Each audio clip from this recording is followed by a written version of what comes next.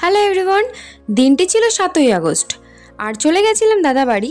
সেখানে যেখানটায় বিয়ে হবে, বৃদ্ধি হবে, সেই জায়গাটা আলপনা আর মেহেন্দি করার জন্য। কি আলপনা দেব, কি করা যায় ভাবতে ভাবতে একটা আইডিয়া আসলো এবং সেটাই করা শুরু করে দিয়েছি। দাদাদের কোনো চাহিদাই ছিল না যে এরকম করতে হবে বা ওরকম করতে হবে। বৌদি শুধু একটা কথাই বলেছিল যে তোমার ইচ্ছে মতো তুমি সুন্দর করে একটা বড় করে আলপনা করে দাও, যেটা তোমার ভালো লাগে। এবং আলপনা দিতে দিতে এদিকে দাদার আইবুড়ো ভাত সাজানো হয়ে গেছিল, দাদাকে আইবুড়ো ভাত দেওয়া হচ্ছিল। বড় বৌদি আমাদের ডাকলো, তাড়াতাড়ি চলে আসো তোমরাও। বৌদি বলছিল আমি ফ্রেমে আসছি তো। আর এই বৌদি খুবই ফ্রেন্ডলি, ভীষণই মজাদার মানুষ আর খুবই ভালো মনের মানুষ।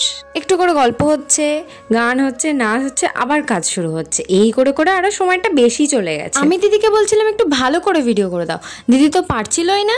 দাদা এসে দেখেছে দিদি পারছে না, তারপরে দাদা নিজেই করে দিয়েছে। ও বাবা, দাদা কি স্টাইলে ভিডিও করে দিচ্ছিল, কিন্তু ভালো করেছিল ভিডিওগুলো। যাই হোক, অনেক কথা বলে দিলাম। এবার বলো তো আলপনাটা কেমন হয়েছে? ভালো লাগছে তো? এখানে বিয়ের মণ্ডপ বসানো যাবে তো?